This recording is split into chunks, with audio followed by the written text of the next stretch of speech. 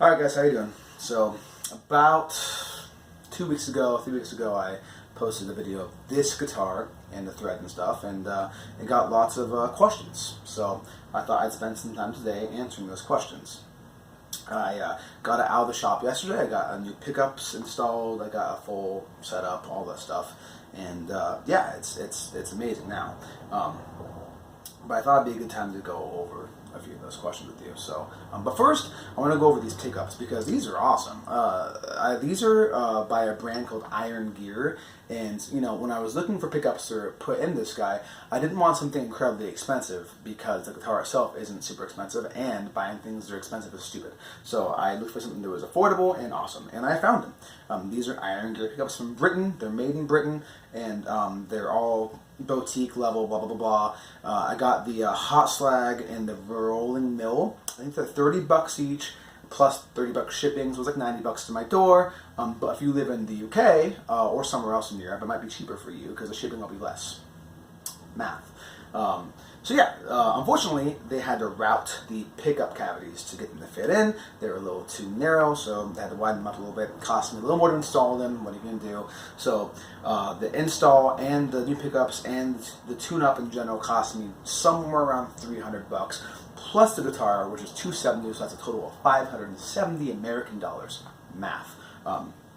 That being said, for $570, holy shit, man, this guitar slays.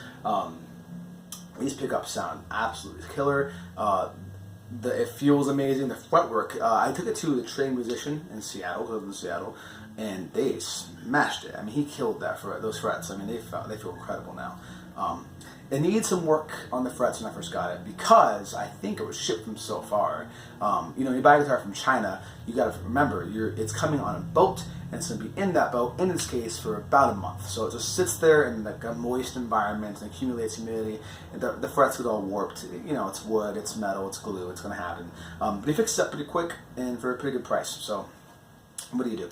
No regrets there. The pickups are also gold. Yeah.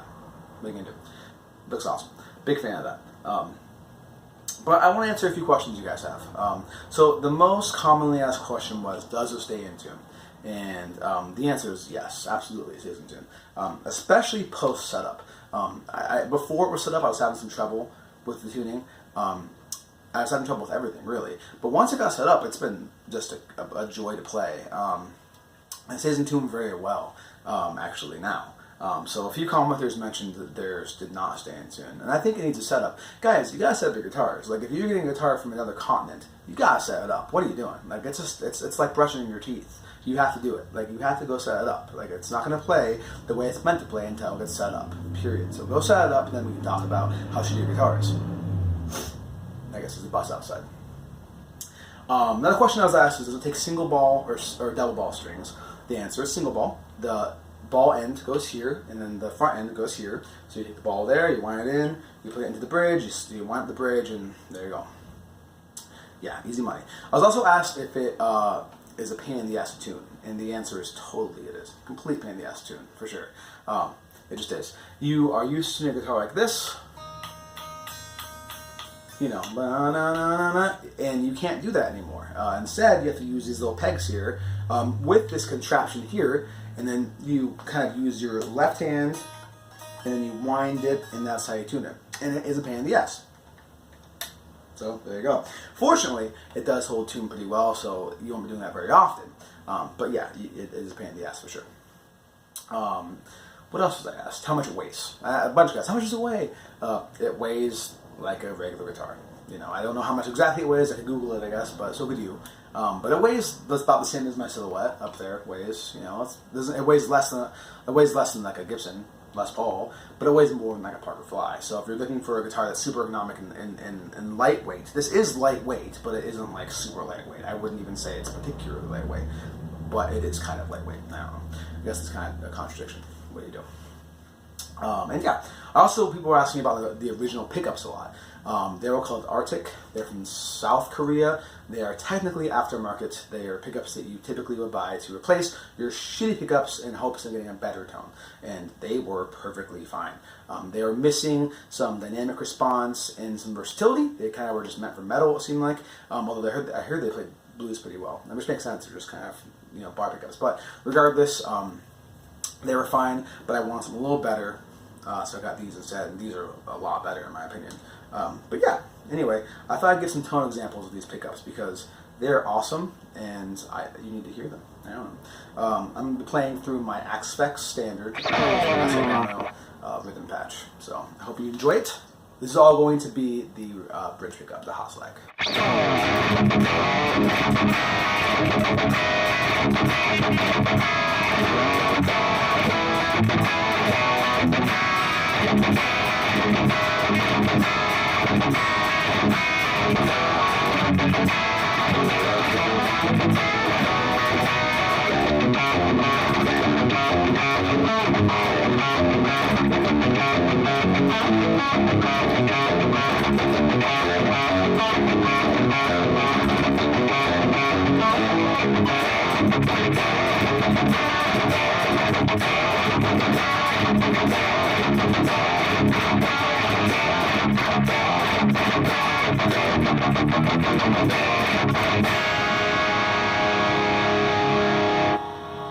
So, I mean, I think that sounds awesome. When I look for an awesome pickup, I'm always looking for something that can handle lots of gain, and that's like up to like 9. I can handle lots of notes, without getting too compressed and getting too icy, and has lots of dynamic response. So these pickups really handle, big open chords really well while having lots of punch, and that's awesome. That's hard to find. I mean, I had some bare knuckle Aftermaths, and I think I had some bare knuckle Blackhawks for a while, and they could do that too. But that was about it. Like I've had trouble finding pickups who can do that, and these can do that. So these are awesome. Iron Gear makes some great pickups. Yeah, I thought I'd play some lead stuff too. Before I play lead stuff, I want a disclaimer for my shitty playing. This bridge, the one thing about the guitar I don't like is the bridge, and it's because these stick up vertically, and that fucking sucks. Like I don't know what kind of music you play, but when you play like really technical metal, like these being in the way of your picking is a bummer. And so my lead playing is gonna be a little bit sloppier than usual, and I apologize in advance, but bear with me on that. All right, so I'm gonna start off with the bridge pickup, which is the Haslak.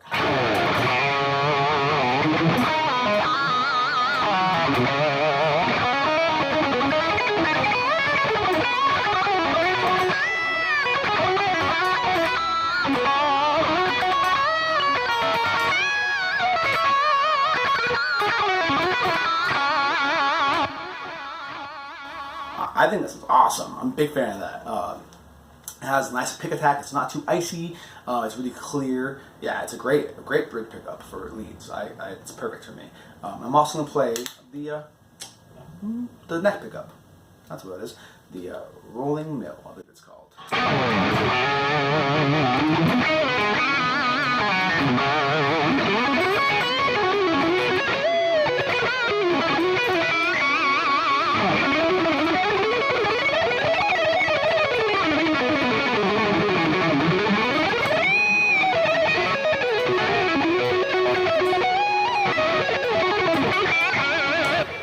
So, I mean, first of all, it sounds really good. I love that pickup. It's nice and smooth.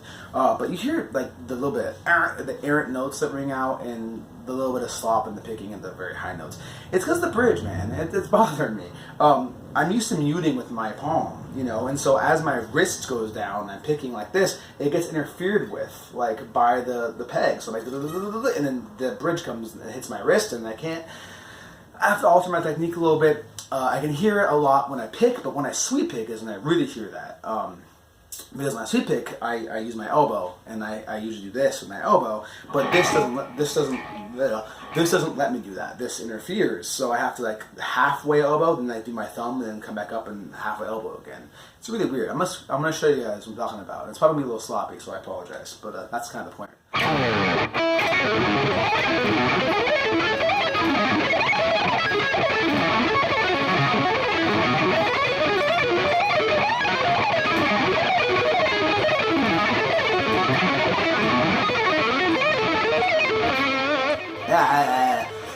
it's just not, that's not what I want it to be.